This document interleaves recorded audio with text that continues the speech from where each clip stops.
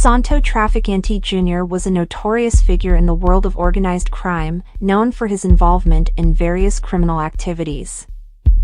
One of the most sensationalized aspects of Trafficante life is his alleged participation in a plot to assassinate Fidel Castro, the former dictator of Cuba.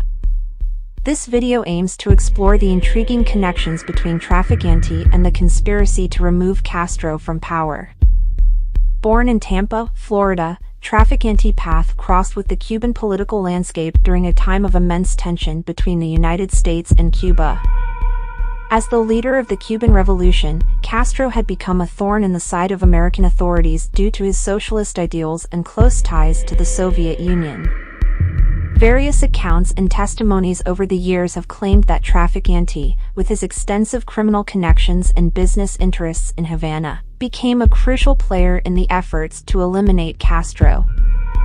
It has been suggested that Trafficante criminal empire provided both the resources and manpower needed to carry out such an audacious plan. However, it is important to approach these allegations with caution. The nature of conspiracy theories and the lack of concrete evidence make it challenging to establish a definitive link between Trafficante and the plot to assassinate Castro. While testimonies from individuals involved in the criminal underworld have hinted at Trafficante involvement, it is often challenging to separate fact from fiction in these accounts. This video will delve into the details surrounding Santo Trafficante Jr.'s alleged participation in the plot to assassinate Fidel Castro.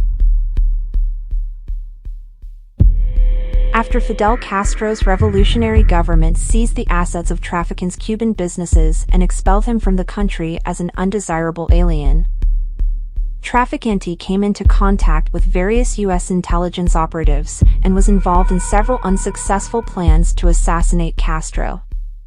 In 1975, the CIA declassified a report stating that Trafficante had been persuaded to poison Castro, an allegation he denied.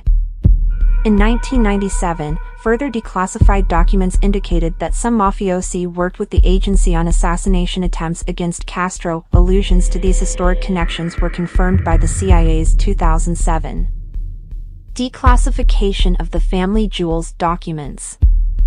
The family jewels confirmed that in September 1960, the CIA recruited ex-FBI agent Robert Maheu to approach the West Coast representative of the Chicago mob, Johnny Rosselli. Maheu hid the fact that he was sent by the CIA, instead portraying himself an advocate for international corporations. He offered to pay $150,000 to have Castro killed, but Rosselli declined any pay and introduced Maheu to two men he referred to as Sam Gold and Joe. Sam Gold was Sam Giancana. Joe was Trafficante. The CIA and the Mafia had a common enemy in Castro, a communist revolutionary who had shut down Cuba's lucrative casino businesses.